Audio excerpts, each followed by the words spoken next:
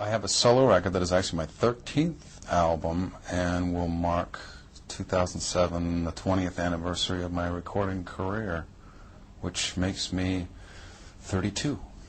I'm working with Steve Lillywhite, who's the illustrious, was the Grammy-winning producer of the year. He's worked with a lot of bands that have sold lots of records, but also, as I was finding out and kind of researching Steve Lillywhite, he's made a lot of records that didn't sell a lot, some of which are my favorite records, and have had a great time working with him. This is a new thing for me, really going into working on a solo record, largely with studio musicians and one or two people that I knew going into it. But it's varied. It's been a really productive and quick process, and I've had a great time.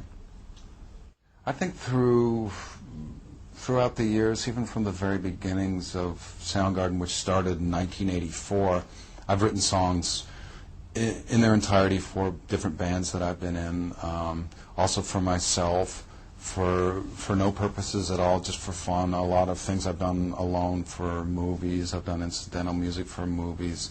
I did a first solo record in 1999. Temple of the Dog, which was 1990, really at the time was considered a Chris Cornell solo record until other members of the band became one of the biggest bands in the world. Then it kind of became something else, but it was something where 7 out of the 10 songs I had written in my spare time.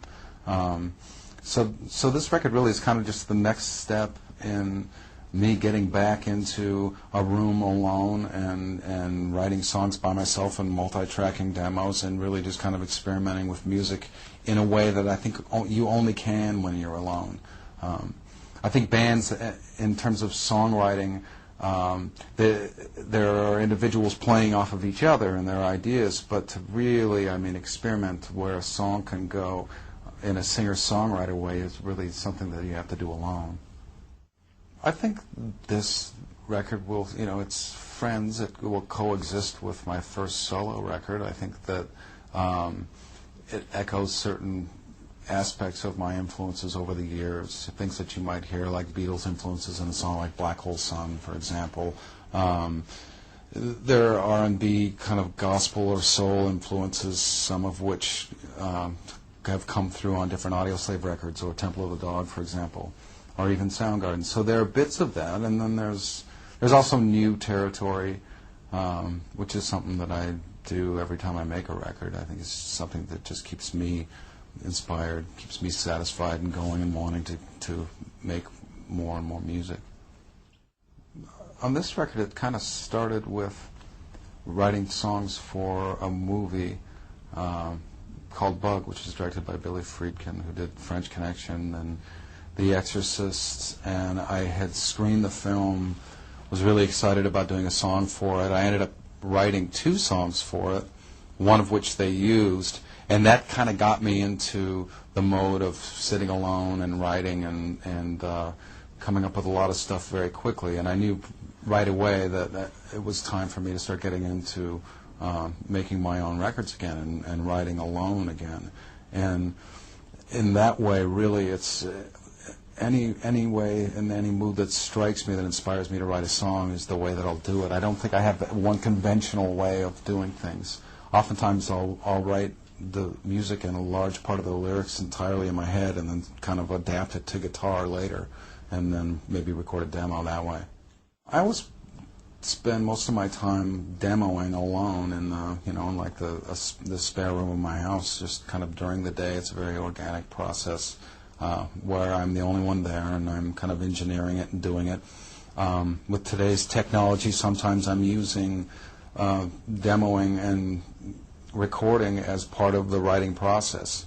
It's really easy nowadays to actually write and record a song and make a CD or even upload it onto your own MySpace page, and all in the course of a few hours. And so that's something that I've really enjoyed doing. I think the studio is also a great environment for writing, but for what I do, when it becomes like the soloist kind of singer-songwriter, it's really nice to just have complete quiet and be alone in a room. all the songs on this record were written and demoed by myself at home and at various times over the last year, whether we were living in Los Angeles or in Paris. Steve Lillywhite really, as a producer, obviously is responsible for the production of records that have sold, I'm sure, well over 100 million, which is a staggering number. But as a guy where sometimes the producer that big can come in and sort of be the star of the show versus the band, he's really a normal guy. Shows up, drives himself to the studio, brings in a backpack. He's very aware of everyone else in the studio, all the way down to like the studio seconds and assistants, to make sure everyone is happy. It treats everyone like an equal, is very focused on the project all the time, has great instincts, and obviously years and years and years of experience to draw from. And with a producer, that doesn't just mean music or musical arrangements, it also means in dealing with people. And I've learned a lot from him and had a great time working with him so far.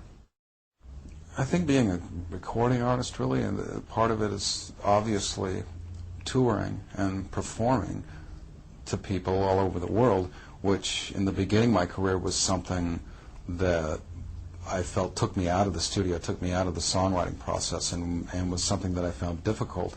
Over time, I think I started to understand and accept the privilege that comes with it, to be able to travel around the world and play music. For example, going to Cuba with Audioslave and playing in front of 70,000 people that have not ever seen an American rock band perform outside.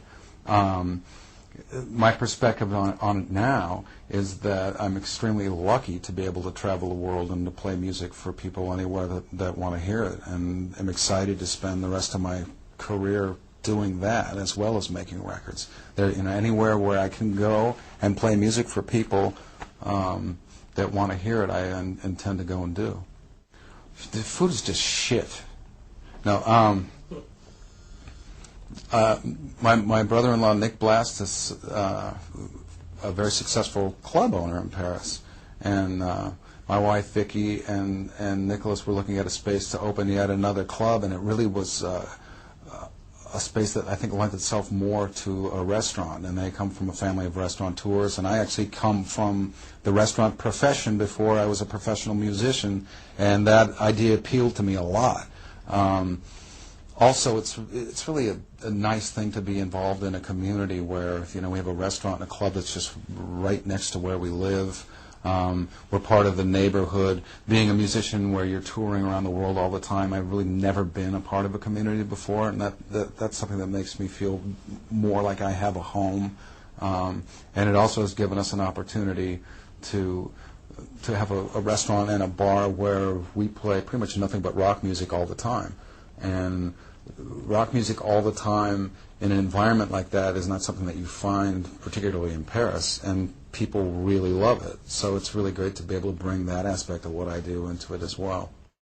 It's a pretty varied record. I mean, I still think of it, I suppose, as a singer-songwriter record. All the basic tracks were recorded literally with upright acoustic bass, acoustic guitar, vocals and drums, and then a lot of electric instruments added later.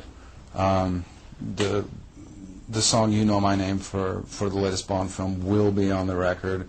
There are other surprises. There's a cover I do of Michael Jackson's "Billie Jean" that's going to be on the record, which you sort of have to hear to understand it. It's one of those moments, I think, like when Johnny Cash did a cover of the song I wrote for Soundgarden, "Rusty Cage," completely different.